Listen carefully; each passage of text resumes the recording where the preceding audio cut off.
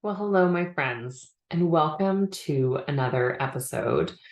Today, we are going to be talking about a theme that has been coming up a lot for the clients that I'm talking to on a regular basis, and that is what to do when your tank is empty.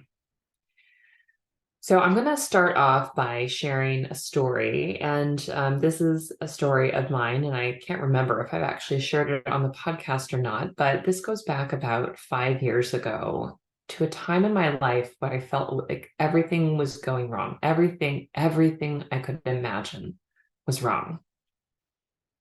It was a time that it was pre-pandemic. I had two small children. I was working full scope family medicine in a busy, sort of underserved, underinsured population, excuse me. And I couldn't figure out how to keep going. I felt so exhausted all the time. And during that time, I had two really close friends who were going to be leaving the clinic. One was moving, and one was going to be working at a different job. And I was just frankly heartbroken at the loss of them, on top of everything else that seemed to be in total chaos. And I was crying every day on the way to work. And I know that I'm not the only person who has gone through a time like that, because I hear stories like that all the time, but it felt so awful.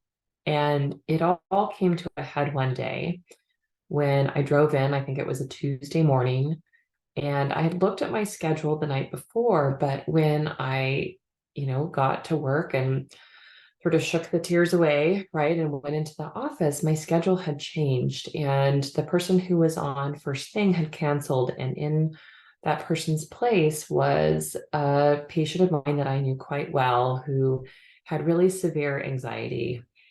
She had a lot of difficult circumstances in her life. She hadn't responded well to many medications. So she was on a not optimal regimen that wasn't working well, and really had a difficult time engaging with any kind of self-care or therapy or any kind of support. And I remember looking at the schedule and seeing her name and just feeling like I couldn't do it. But of course, being a physician, right, I tried to shake it off. And my medical assistant, started rooming her. And I remember walking down the hall, and again, I was on the verge of tears. My medical assistant had just come out of the room. She handed me the pre-visit summary, we called it, right? Little piece of paper with the vitals and whatever written on it. And my assistant looked at me and she said, "She's in really bad shape today," and then walked back to her desk. And I remember standing there holding this paper, about to go into the room and thinking, what about me? I'm in bad shape today. I'm a mess. Again, I took a deep breath. I entered the room. My patient started talking. She started telling me about, unfortunately, the latest terrible circumstances that were going on, and how she wasn't doing well and she wasn't sleeping, and, she needed this or that thing. And I let her talk for a few minutes, and then she looked up at me and she looked me in the eye, and she could see that my eyes were red, right? That I didn't look normal to her. And she looked at me and she said, "Oh my God, are you okay?" And I said to her, through gritted teeth and a clenched jaw, "I'm fine. Let's keep talking." That was a really low moment. And I finished the visit, right? We did whatever it was that we were going to be doing for her that day. And I sent her off. And I just remember feeling so crushed, because I felt like every little ounce of empathy that I had for anybody in the world was gone. And I consider myself a highly empathic person. I identify as an empath. I've talked about that before, right? I am able to really resonate with other people's feelings, not all the time, of course, but But much of the time, and my empathy, my compassion for this other human being in difficult circumstances was just nothing, right? Because I felt so, I don't even know what the word would be. I just felt so empty. And it was jarring and it was upsetting. And quite frankly, I didn't know what to do. And I got through the day, right? Because we keep going, right? We troop on. Yeah. You can find stories, right, of surgeons who continue to operate when they themselves are deep into appendicitis or any number of other just crazy, terrible circumstances, right? We soldier on. There are some elements of that may be considered admirable, but there are other elements of it that are inhuman. And I won't go on a diatribe about that right now. I could, but I won't. I'm going to choose to stay focused here. But many of my clients recently have been sharing with me that they feel that their empathy and their compassion for their humans is eroded. They feel empty. And it's not always just our empathy or compassion for others. It might be our physical energy. It might be that we are constantly on the verge of tears or yelling, right? Because we are just barely holding our stuff together. My friends, when we are on empty, that is a sign that something has to change. And most of the time, I'm sad to tell you, that change has to come from you. Not to say that you can't ask for help, not to say that you don't deserve help or you can't get help, simply to say that other people often miss out on the fact of how deeply we are struggling because we are high achieving human beings, right? We look like we have it all together. We, might be severely depressed or have deep anxiety, and yet we're neatly dressed. We show up for work on time, right? We get through the day. We show up to the kids' soccer practice. Like we do all the things. We're very good at masking how we're feeling, and so it's no wonder that other people will be surprised. Sadly, if we look at the examples of colleagues that we've lost to suicide, right? Many of them probably looked okay. They probably looked okay enough to the people around them. And if they didn't, other people around them may not have approached them to ask if they needed help. Or if they did, that individual might have said, "No, I'm fine. I'm fine," right? And sent them off because we often have a real problem with accepting help or admitting that we're struggling. And that has to change. But that is also not the subject because I really want to focus today on what do we need to do when we find ourselves on empty. You are not wrong or broken if you find yourself in this way, and you don't have to be as broken as someone else, right? Other people have different circumstances than you. They may have the exact same job or they may have a different job, right? Amongst physicians, right? We do a lot of different kinds of work, right? But you don't have to compare your suffering to other people. You don't have to make it better or worse than other people to feel like you are an empty, right? You recognizing that you've got nothing left to give, that you are on the verge of tears or screaming or, wanting to have a Thelma and Louise moment, right? And just drive off that cliff. Unfortunately, these things are more common than we recognize, and you are not broken if you are feeling this way. And it doesn't have to be that extreme either. I'm giving some extreme examples, right? But many of us are just walking around on empty most of the time, or we've got such a low level in our tank, right? That we're just riding on fumes all the time. So let's talk about some things that we can do. I'm going to talk about three sort of general areas, and I'm going to give some specific examples of things that you can do, but think about what makes sense for you. Think about the intensity of what you're feeling, what supports and resources you have, and please, please, please reach out for help. That's the most important thing. So the first thing that we may need when we are feeling empty is rest. And rest might be sleep for some, right? It might be that we simply need brain or body rest, right? We may be so overwhelmed, so consumed by all the feelings that we are not functioning. And there is no benefit to continuing to push and push and push through that over and over and over again, because our functioning will get worse and worse. We are not designed to always be on in that way. And our thinking will not become more clear, right? Our thinking might become more dangerous. It might lead to harm of other people or self, right? It can lead to a lot of things. What do I mean by rest? Again, it might be sleep, it might be brain or body rest, and that's going to look different for different people.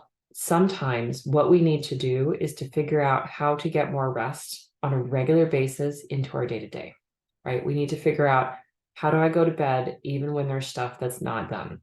How do I put aside these responsibilities?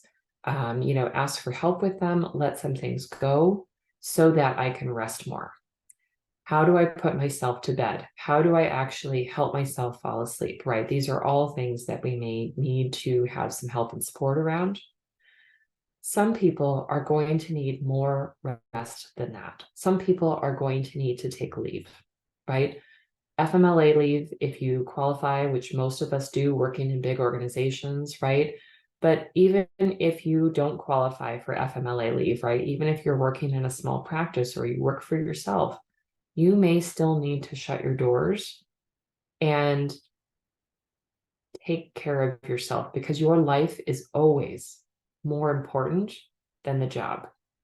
That is not what we have been led to believe much of the time. It is not how we operate, but you and your life are more important than the job that you do. And it's really important to understand that, because obviously we have lost too many people. And I don't mean to keep talking about physician suicide, but it is a very real phenomenon. And it's important to recognize that these were not necessarily chronically depressed people who, shouldn't have been in medicine in the first place. These were often wonderful physicians who felt so overwhelmed and like they couldn't get help that they took it to an extreme. I remember not long after the story that I described happened that I decided to take leave. And it sort of came to a head when I had a few nights where I could not sleep.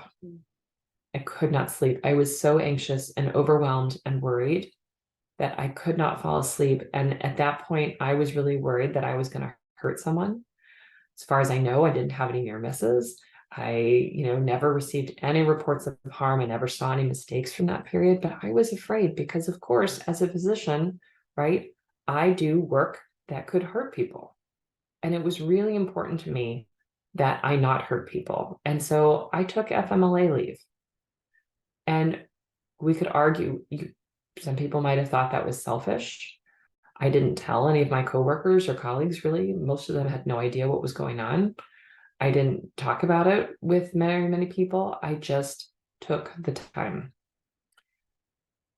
It doesn't matter exactly what the reasons are that go down on that paperwork. What matters is you taking the time and space and the rest that you need in order to become a functional human being again. And I don't want to suggest that leave alone and sleep alone is going to magically change anything, because as we've talked about before, that doesn't work either, right? We don't just go on vacation or just have time off and magically we're better, right? We need to make some very intentional changes. But sometimes we absolutely need rest, and rest has to come first so that we are not dangerous to ourselves or dangerous to other people. Okay, that was heavy. Sorry, that was not my intention, but we have to talk about this stuff. So the next thing that we may be needing, that I'd like to talk about, is the need for comfort. Sleep, we all know, is a biological need. Comfort is one that we definitely talk about much less often. And comfort comes in many forms, but in here, I'll sort of put in the bucket physical comfort, right? As well as emotional comfort. And, we could call that emotional safety, right? Physical comfort means that there are things that our body needs. And that includes basic things like, feeding ourselves when we're hungry and using the bathroom and being able to respond to some of those things. But as humans, we also have a need for physical contact with other people sometimes, right? We have a need to be nurtured and loved. We're going to talk a little bit about that in the next section as well, but there are studies that show that people who go without hugs do worse than people who go and have a certain number of hugs today. The magic number I've heard is 12. 12 is what we need to thrive. 8 is what we need to stay alive. Physical contact with other people and taking care of our physical body's needs at the basics, right? Hunger, taking care of eating, drinking, using the bathroom, getting off of our feet, resting, sleeping, like all of those things go into that bucket. But we also need emotional safety and comfort, right? We also need to be in spaces where it is okay for us to have feelings. It is okay to express feelings. It is okay to be human and not to be seen as this professional robot, which we are definitely not. When we have comfort, when we have emotional, psychological safety, maybe not in every single place that we are, but when we have it in places, right? Whether that's at home, whether that's with colleagues, with friends, right? It could be in a variety of circumstances. That is how we are going to be able to help refill our tank, right? If you don't have psychological safety and the support you need emotionally, it is very difficult to get your tank full, right? It is very difficult to continue having empathy, even if you've always been a highly empathic person. At the time that this was going on in my life, I did not have psychological safety at work. I felt like I was constantly being picked on. I felt like it wasn't safe for me to speak up. There were a lot of things, and I completely recognized that there were some difficult circumstances there. There were a lot of people experiencing burnout there. There was a lot of sort of a shame and blame game going on, and a lot of pointing fingers in various directions, and kind of a lot of not great behavior. I can now take a lot of ownership for, sort of how I was doing, and I was doing the best that I can. But I can also recognize that other people around me were hurting, and we were all sort of deflecting hurt onto each other. That was not a comfortable, safe environment for me to be in struggle. And it's part of the reason why there was so much secrecy and shame around taking leave, right? I didn't feel like it was safe to speak up. I didn't feel like people had my back. And regardless of whether they did or didn't, it's important for us to feel like others have our back. Again, it might not be every single person in your life, but we need to have some people who you trust, some people who will step in and help out, some people who will take care of you, right? That is emotional and psychological safety. And you need to know that the feelings that are occurring in you are normal, right? That having emotions is human and it's necessary, and our feelings are there to tell us stuff, and that we are not our feelings, right? If I'm constantly feeling angry and irritable and overwhelmed and frustrated, I am not composed of those things. I am a human being who is experiencing those emotions, and I need to be involved in helping to create a different experience. That isn't to say that I'm to blame for my emotions. That isn't to say that I'm the only one who has a role. But it is really important to acknowledge that sometimes we are not being sort of emotionally or psychologically safe with ourselves, right? We're in such denial about what we feel, or we're shaming and blaming and judging ourselves. That creates a huge disconnection inside that is extremely uncomfortable, right? That is the opposite of the comfort that we need. This episode is turning a little darker than I intended. And I'm just going to own it. I'm not going to apologize for it, but I think that there is a need again to discuss some of these difficult things. So I'm just going to roll with it. So, take a pause if you need to, but let's keep going. The next thing that I want to highlight in sort of thinking about filling our tank is connection. And I talked about this in last week's episode, right? This idea that we are surrounded by people all day, usually in most of the settings we are in, right? Whether we're in clinic or, we're in the hospital or some other kind of medical setting, most of the time we are surrounded by people.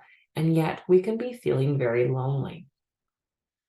How is that possible, right? It doesn't seem possible that that could be true, but being surrounded by people is not the same as being connected to people. Brene Brown talks about the difference between belonging and fitting in, right? And she talks about fitting in as being the energy of like, I'll be whoever you want me to be. Just let me be here. Let me be part of this, right? Versus the idea of belonging, where we can show up and be our authentic selves and be part of something that's bigger than us, right? Being part of a group, being part of family for some, right? There are lots of different ways that we might belong in different spaces, right? But fitting in is about hustle, and it's about sort of fighting for our worthiness, right? And belonging is being very centered in our authentic selves and being worthy, right?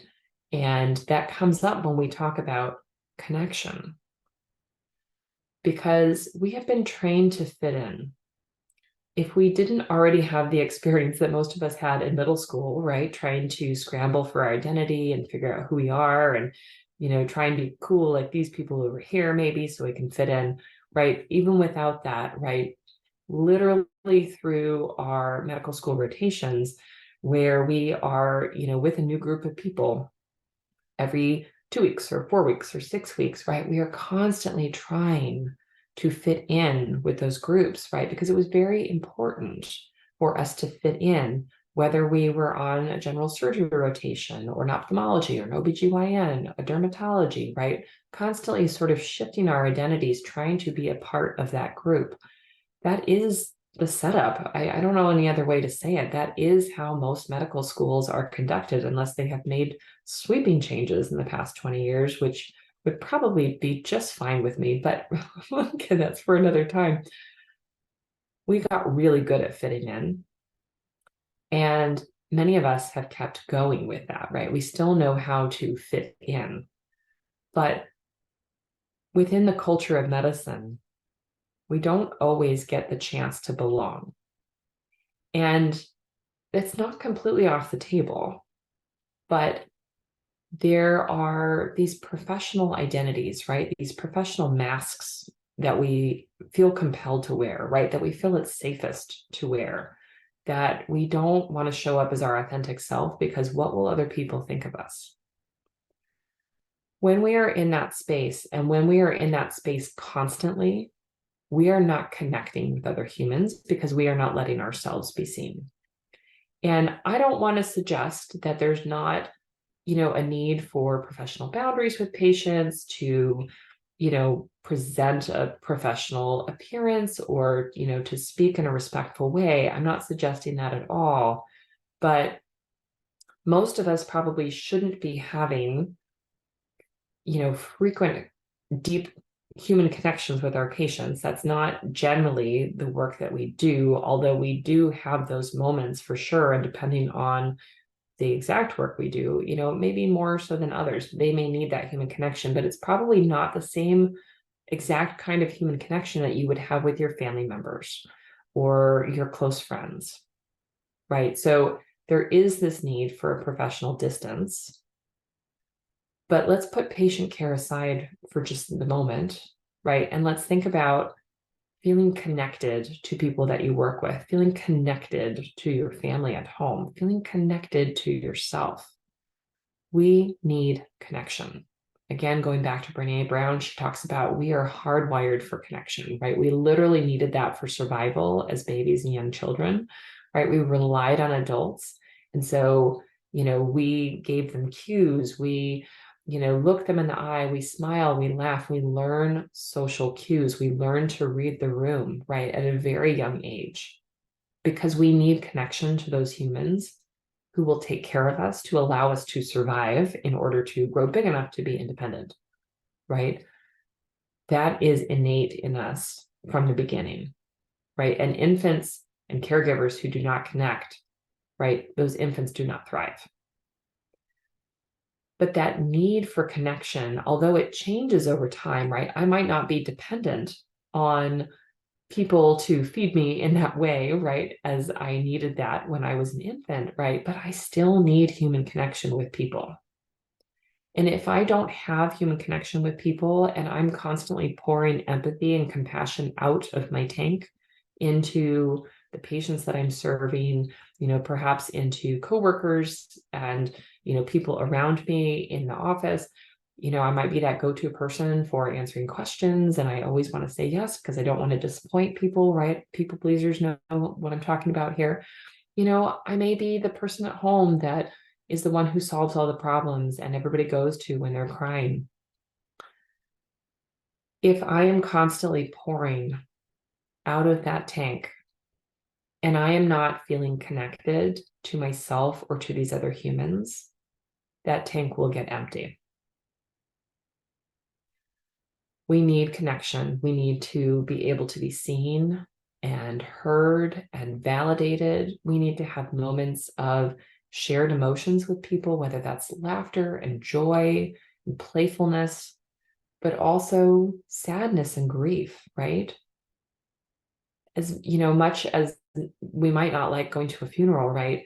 That experience of coming together in grief, right? And being able to celebrate a person's life is meaningful. Otherwise, we wouldn't have been doing funeral rituals as humans for however many thousands of years, right? There is a closure there that connects us, and it's necessary. Oh, okay. I'm taking a deep breath here. I want to recap. So, when you are feeling like your tank is empty, there are three major things that I want you to start thinking about. And you may need to sit with this, but think about where you're at in terms of getting your needs met for rest, comfort, and connection. And you may be doing okay in one area, you may be doing poorly in all three, right? There is a range of experiences, there is a range of needs. And I'm going to go back to this. We do not need to compare our suffering to other people. As bad as I was feeling in those moments, I could have chosen to call up, some colleagues who were doing what I considered harder work, right? Who were maybe in a more intense specialty, right, than I was, who were working 72-hour call shifts or, something crazy. I might have looked at them and said, "Oh, well, I can't complain." Right? My situation doesn't justify that. That serves no one. That serves no one when we do that. It's totally normal if we do, and if that's our instinct, and it's totally normal if we're sort of people pleasers without boundaries, right? And we like, well, I can't be suffering because I have all these things I should be grateful for, and I don't do that work. That seems really hard. And I don't have to struggle with this. And well, I have a partner, and any number of other reasons that we can come up with. We can do that all day long. We can always find somebody who has a worse situation than us. That does not help us to be able to engage with things to feel better. And I would say, absolutely, it makes the situation worse. So please don't do that. Please don't compare your suffering and see it as not good enough, not enough suffering to be able to get help with getting the rest, the comfort, and the connection that you need. This is challenging work. And I think it's really important that we acknowledge that. When people get started with this work, it feels incredibly uncomfortable. And since we're usually coming from a place where we didn't feel great, and we start thinking about our needs more and thinking about how our needs are not getting met and how we want more for ourselves, and starting to realize that we deserve it, right? That we shouldn't have to hustle for it, that we are worthy just as we are. It does not always feel good. It does not always feel good to take time to rest. It does not feel good to tell people, no, I can't do that. I can't join that committee. I can't help you out with this patient today. I'm too exhausted and overwhelmed. That does not feel good, right? Especially if you're a people pleaser, right? That feels unsafe to you. Let's acknowledge that. Because sometimes when people are working on this, they find themselves very disappointed and frustrated that they're not feeling better now. But if those things haven't changed, right? If you realize that your tank is empty and you have been trying to justify over and over again why it shouldn't be empty, right? How this situation should be better and this one and this one and this one, right? Kind of resisting your circumstances in a very normal human way that we all do, right? Trying to argue that things should be better and that people should recognize you for your worth now. I hear you. I feel you. I've been you. I still am you sometimes because we're all a work in progress. Understand that it takes changing a lot of things to feel better. And we can point to all the circumstances that are making your life difficult. And I invite you to acknowledge those circumstances, right? To not resist them, to not say they shouldn't be that way and that this thing should be better and that should and shouldn't, because then we're adding judgment to it. And we can acknowledge that we have hard circumstances in our lives, right? We can lay it out. We can look at it and say, this thing alone would be quite challenging to deal with. And yet I've also got this and this and this, right? And we can line those things up and we can look at them and say, yeah, that's hard. Humans going through these circumstances, generally, that's a big challenge. I get it. I feel you. But when we start telling ourselves that it shouldn't be that way, that things shouldn't be this hard, we're adding resistance in there. And when we add resistance into this situation, we are not helping ourselves and we are often going to struggle more and more, right? Because we've added this extra layer of stuff. So we have to let go of that resistance and accept this is the way it is. We might need to grieve that things aren't different, right? That ideas that we had about our career, our employer, our family, our relationship haven't worked out the way that we want to. Accept it, feel our feelings, and decide what we're going to do next. Right? That is a very common part of all of this. And we're going to have to decide that we're worthy of rest and comfort and connection and realize that no one hands us those things. Someone could take a call shift from you, right? So that you can go and rest and relax, but that doesn't actually create rest and relaxation, right? You have to actually take the steps of putting yourself to sleep, for example, right? Of doing things that rest your body, doing things that help you to get the sleep, and decrease your sleep debt. Like, you are the only one who can do that, unfortunately. The same is true of comfort and connection. People might be all around you trying to support you. And in your resistance and your anger and your frustration, you are sort of swiping them away, right? Because you're like, I can't be around one more human.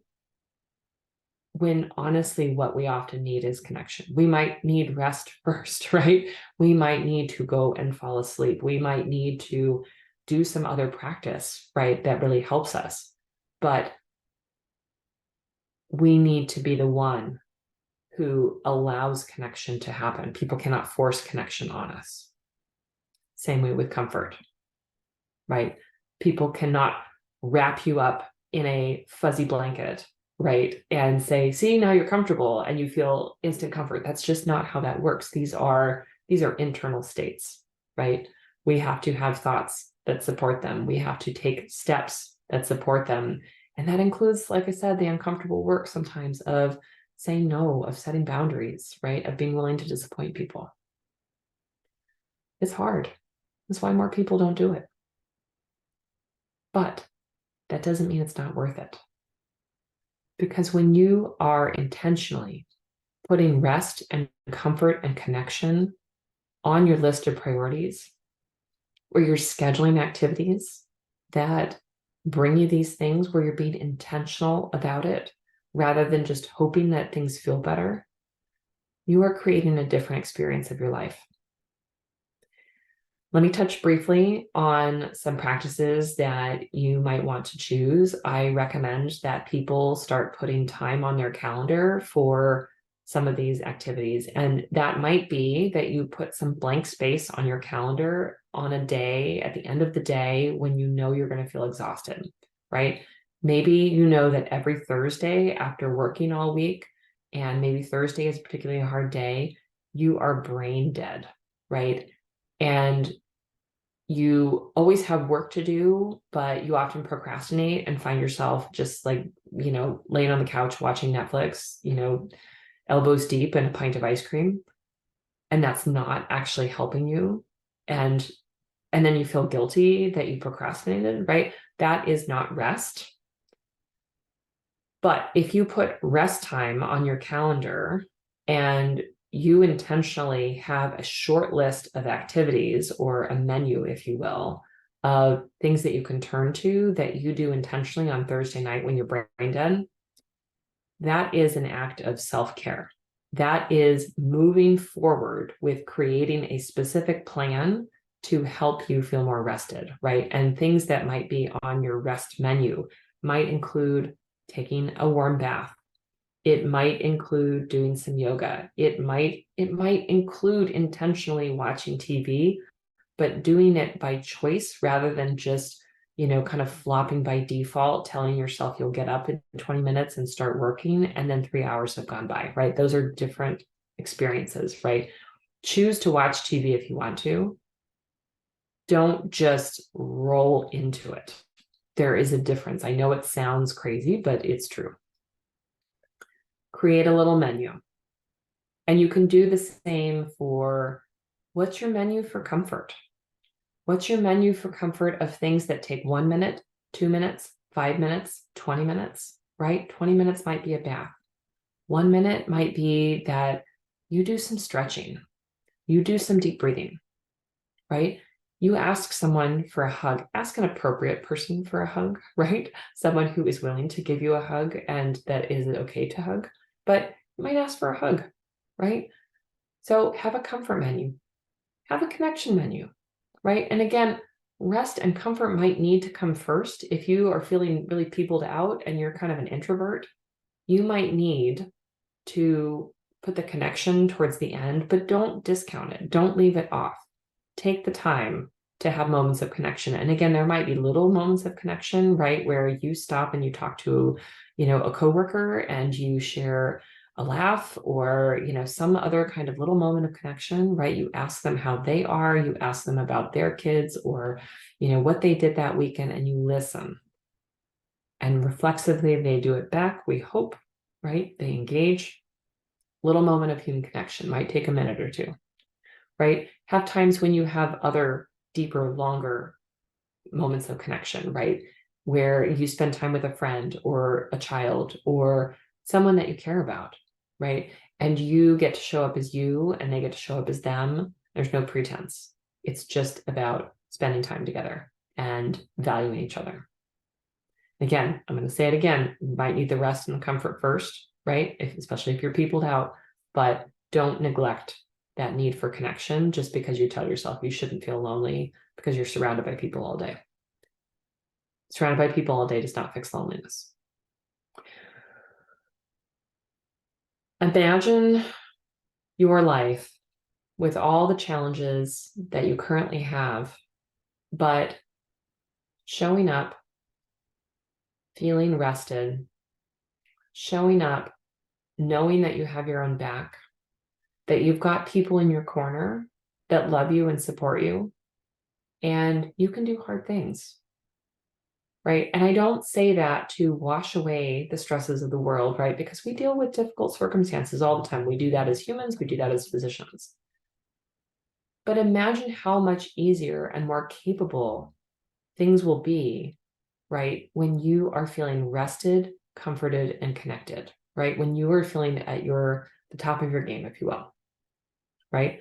Elite athletes don't deprive themselves of rest and comfort and connection in order to do the things. They do hard things. They do a different flavor of hard things. Let's be honest about that. But they are taking care of themselves in order to perform at that level. And we were not taught to do that, and we should be. So that's what I'm teaching you. All right. I'm calling it a day here. I'm going to stop talking. Please share this episode with a friend. Please talk about it with other people. Please send me a message if this resonates with you. I'd love to hear from you. Find ways to fill up your tank. I'd love to say that someone should do this for you. I would love to say that the healthcare system didn't thrive off draining us. Right now, that seems like the circumstances to me. Take care of yourself. Figure out how to do it. Figure out how to say no to others, right? Figure out how to set boundaries and accept the discomfort that comes with that in order to have the rest, comfort, and connection that you need. My friends, thank you for listening. Until next time, take care.